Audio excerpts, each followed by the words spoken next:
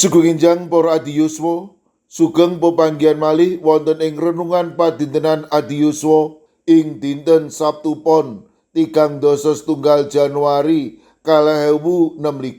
Sumangga dinten punika kita nampi jejer pengajeng-ajeng. Para adiyuswa, nalika nglampahi gesang tamtu nggadhahi pengajeng-ajeng ingkang sae. Sami kalian tiang sepuh maringi jeneng dateng larinipun gadhahi pepinginan ingkang sae. Pepinginan ing jeneng punika satunggaling pandonga bab masa depanipun para lari. Lajeng pitakenan kita, menapa kita mangertosi maknaning jeneng kita? Menapa kita mangertosi pengajeng-ajeng lan pandonga tiang sepuh kanggih kita? Lan badhe dados menapa kita ing dinten ngajeng? Nalika Yohanes lair, Sakaria kepingin maringi jeneng Sakaria jumbuh piyambakipun. Nanging Elisabet nampik lajeng maringi jeneng Yohanes jumbuh kersanipun para malaikat. Sakaria nyarujuki lan nyebut larinipun minangka Yohanes. Ing Lukas 1 ayat 7-6, dene kowe ngger anakku, bakal kasebut nabining Allah kang maha luhur, amarga kowe bakal lumaku dadi cecala disiki tindake pangeran perlu nyawisake dalan kagem panjenenganipun.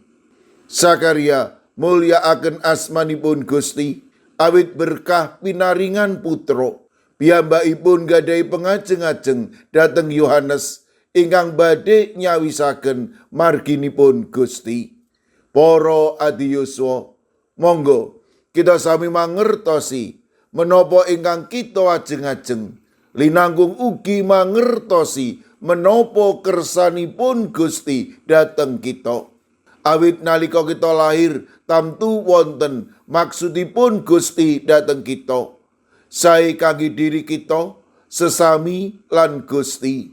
Monggo sami gadhahi gesang ingkang migunani dados berkah sesami sarta gesang ingkang bekta kesainan kangge liyan. Amin. Sumangga kita ndedonga. Matur nuwun Gusti. Dinten punika paduka paring pepimut amri kawula mangertosi maknaning gesang kawula, mangertosi menapa ingkang kajeng-ajeng dening tiyang sepuh kanggih kawula, linangkung menapa kersanipun Gusti ing satata gesang kawula. Kawula pasrahaken para adiyuswa dalasan anak putu kawula ing pundhiya papan. Monggo paduka ingkang reksa, paduka ingkang mitulungi, paduka ugi ingkang tansah paring berkah. Mirunggan kawula pasrahaken kaununipun brayat ingkang tinilaraken dening swargi Pendeta Emeritus Saryoto. Monggo Gusti paduka ingkang reksa, paduka ingkang tansah paring pitulung, malah kepara paduka ugi ingkang ngiyataken lan paring panglipur. Sae dateng Ibu Nihandari Saryoto, sae dateng beratipun Pendeta Ones Mahanugra, kawula pitados baraya ageng lan pasamuan paduka ing GKJ Magelang tansah ugi kalipur dening paduka. Kawula ugi ndongaaken sawetawis serek kawula ingkang nembe nandhang sakit lan ing pemulihan kawula pitados paduka ugi ingkang badhe ngreksa lan paring kesarasan wetak.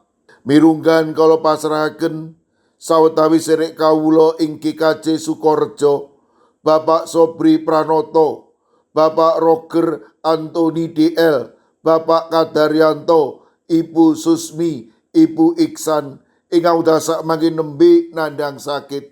Monggo Gusti paduka kemawon ingkang paring kekiyatan lan bagas kesarasan. Kawula pasrahaken Ibu Warastuti wilayah kalih ingkang nembe nandhang sakit ing griya sakit. Kawula pasrahaken sederek Asti wonten ing Klaten ingkang dinten Jumat mangke badhe nampi biopsi, monggo Gusti paduka ingkang tansah makarya matemah sedayanipun menika enggal nampi wetahing kesarasan. Kawula ugi masrahaken sawetawis sedherek kawula ingkang wonten ing pemulihan. Kawula pasrahaken Ibu Bambang HN, Bapak Suparmin, Ibu Sutrisno, Bapak Irfan Sugianto, lan ugi Bapak Joko Umboro.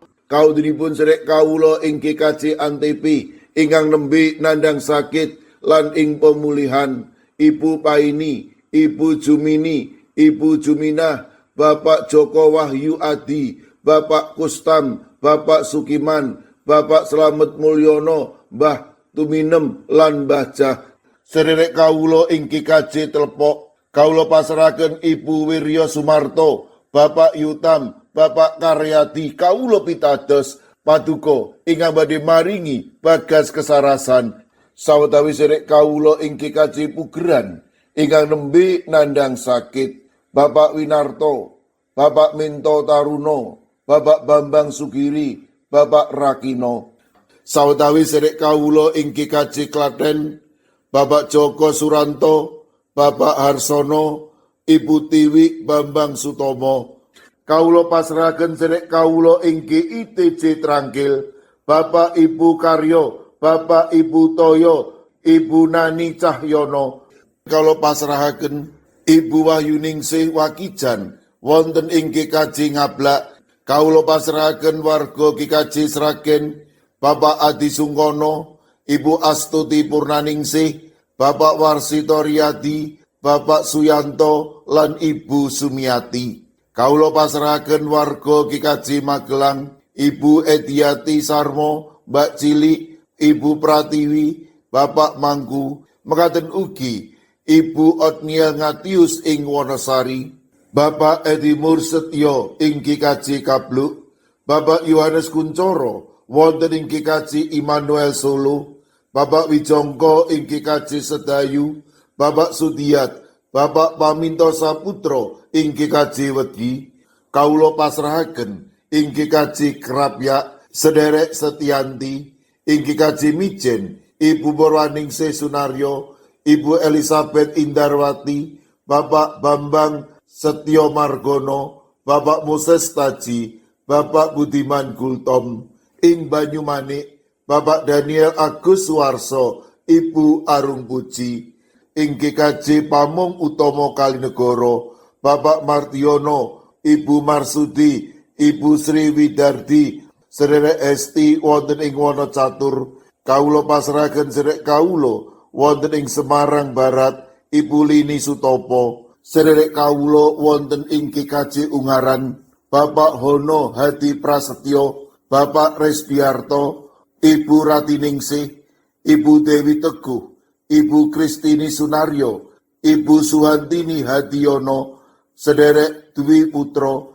Ibu Sugito, Bapak Sembiring, Ibu Surisno, Ibu Munarti, lan Bapak Ibu Tugiman.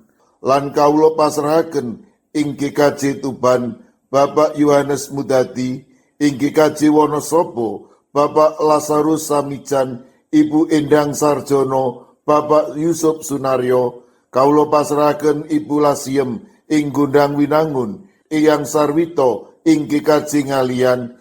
Kawula pasrahaken para adiyuswa lan sinten kemawon ingkang wedhasak mangke nembe nandhang sakit. Kawula pitados paduka ingkang badhe nyarasaken matemah sedherek kawula menika pikantuk bagas kesarasan ingkang wetah. Kawula pasrahaken sedaya pandonga lan pasambat kawula wonten ing asta paduka Gusti kawula Yesus Kristus. Amin. Sumangga para adiyuswa kita tutup pepanggihan kita renungan padintenan adiyuswa kangge ngrepekaken kidung. Sumangga.